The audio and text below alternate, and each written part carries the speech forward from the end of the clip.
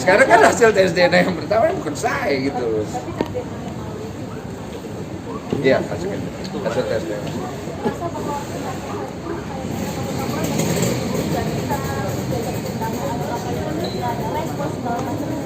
Kamu ngerasain gitu nggak? Aku boleh dong bertanya balik. Aku ngerasanya dia kayaknya lagi capek. Udah itu aja. Kok kemarin kan habis podcast dan itu kan seperti kamu begitu emosional sih kok. Gue ditanya wah, Iya. ketakut. Aku langsung takut gitu loh. Iya, maksudnya aku cuma tegas aja. Mau tes DNA ayo, gitu. Mau ketemu duduk bareng ayo, podcast ayo.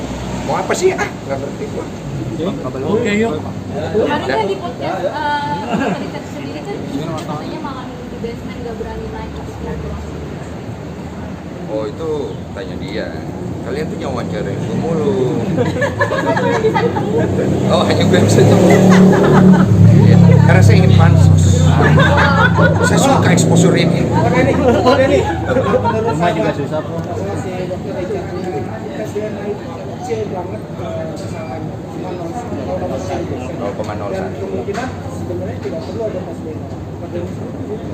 Ya memang sebenarnya tidak perlu ya Pak ya ada tes DNA gitu. Karena tes DNA itu sudah valid, dia itu ada legalitasnya.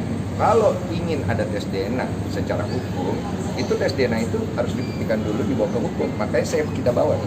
Kemudian hakim juga akan melihat kevalidan daripada tes DNA ini, dia akan memanggil pihak-pihak yang melakukan.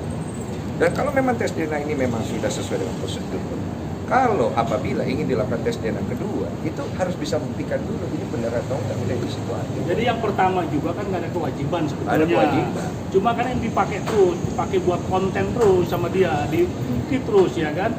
Nah kita bertanggung jawab supaya ini sama-sama lah kita tes DNA. Gini, saya tambahin. Ya, kan? Yang pertama itu benar kata Pak Anwar, nggak ada kewajiban. Saya hanya melakukan ini karena ada konsekuensi moral dan juga tanggung jawab publik yang saya berikan untuk sebuah pembelajaran dan untuk sebuah tanggung jawab. Dan juga untuk sebagai informasi kepada pihak anak itu nanti. Karena anak ini sudah kemakan dari kecilnya, dia itu taunya, oh bapaknya dia.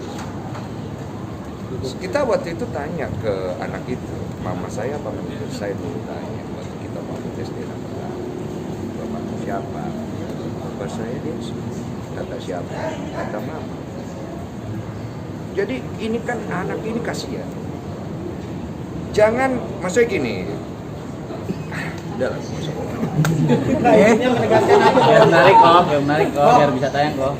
biar menarik. Menegaskan aja bahwa tes DNA itu benar tidak bisa Manipulasi. Ya memang tes DNA itu tidak bisa simulasi. Tidak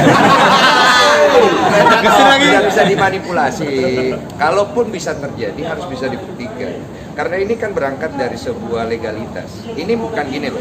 Kita tuh tes sakit, diagnosa ini kemudian, saya nggak percaya, saya yakin badan saya tidak begini. Saya pergi ke dokter lain untuk didiagnosa. Ini bukan penyakit. Itu baru second Ini sampel DNA. Hasil lab. Kayak lu punya darah nih, darah lu A.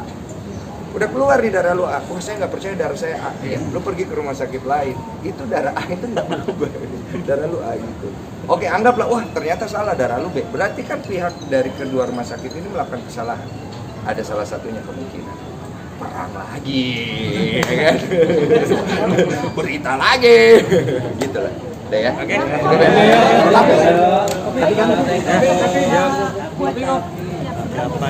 Jadi Iya, banyak yang mendukung saya tidak melakukan tes DNA lagi, saya tahu. Tapi memang tidak ada kewajiban, betul. Tapi ini adalah bentuk moral saya sebagai public figure yang ingin memberikan contoh kepada setiap siapapun itu yang pernah mengalami hal yang sama kayak saya. Jangan takut untuk bertanggung jawab.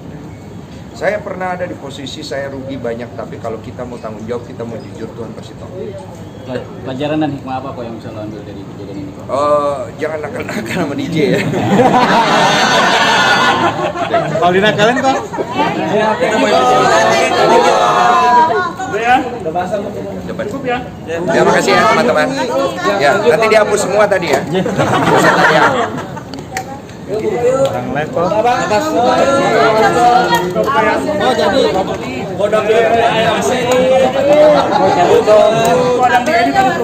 Biar jadi berita, biar jadi berita. Biar